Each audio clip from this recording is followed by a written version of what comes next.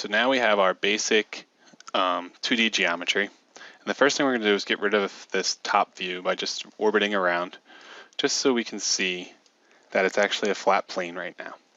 So now we have to jut it up so it's 9 feet tall. So we're going to go ahead and select this tool called Create Spaces from Diagram.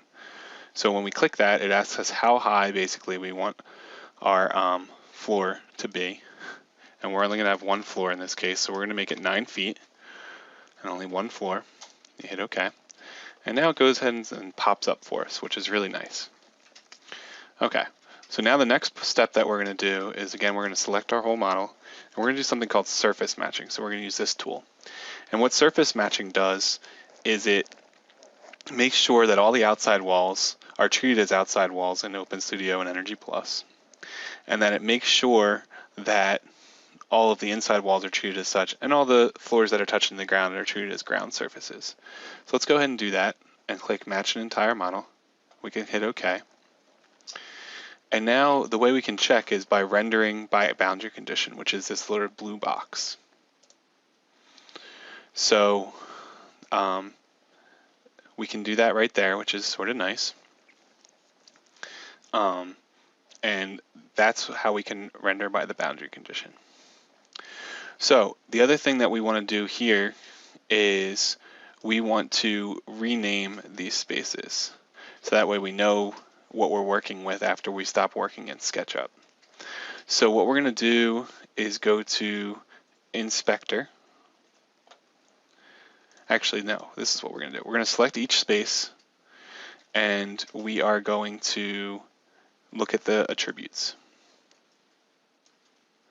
So the first thing we're going to do is we'll just use these sort of standard space types right now. We're going to go in and edit these later. But first we're just going to make these the closed offices. And we're going to use that same construction set for the office. We're going to make this a thermal zone. And then we're going to set ideal air load status to yes. And we're just going to pick the closed office thermostat. So let me just go over what these type of things do. The space type sort of sets what type of space it is with regards to schedules for people and lights and occupancy and all that, and plug loads. The construction set's really, okay, what are the walls, what are the roof, what's the floor generally made of? And since we have all of that, we are going to do that later. Looks like I lost, there we go. So since we have all of our constructions, we will modify that later, but this is sorted by default.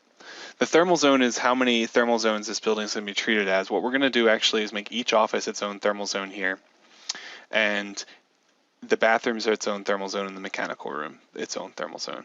And why we're going to do that is a little too complex for this video, but it's discussed sort of later in other OpenStudio or Energy Plus materials.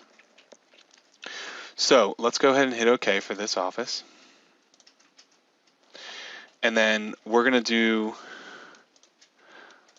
make both the bathrooms, both the same space attributes. So we're going to go ahead and modify those. So we're still going to do the space type, and we're going to make a restroom.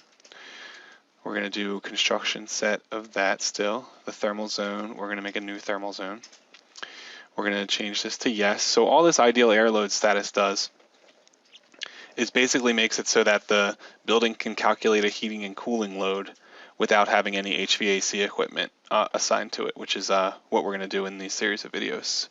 So then we're going to do the thermostat, and we're going to have that be the restroom. If we can find it, there it is, and we'll hit OK.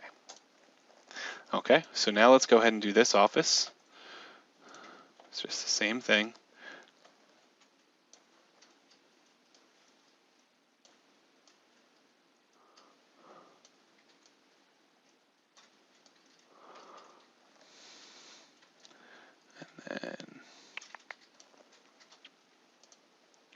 And then last but not least, we'll do the mechanical room.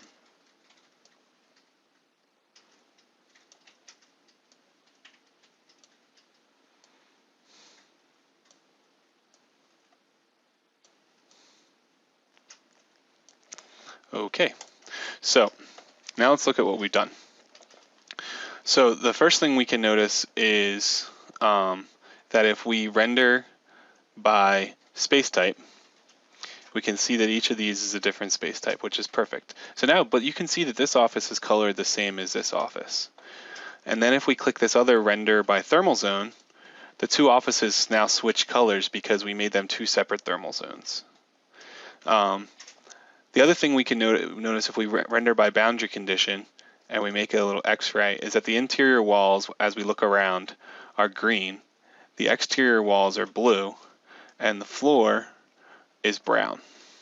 So that's sort of the way that our surface matching worked.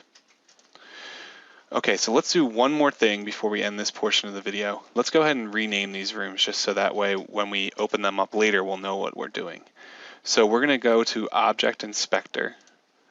After we click on each room, instead of Space 101, we're going to name this our West Office. Then this is going to be the mechanical room. This is going to be the West Bathroom. This is going to be the East Bathroom. And the East Office.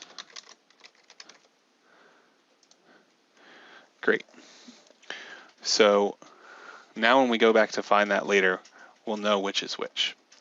So the other thing I want to do is I want to go down to thermal zone.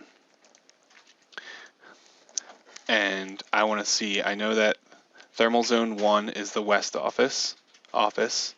So let's go do that. And let me do this a little bit more. So thermal zone 1 is the West office. And then if I make this a little bit bigger, thermal zone 2 are the bathrooms.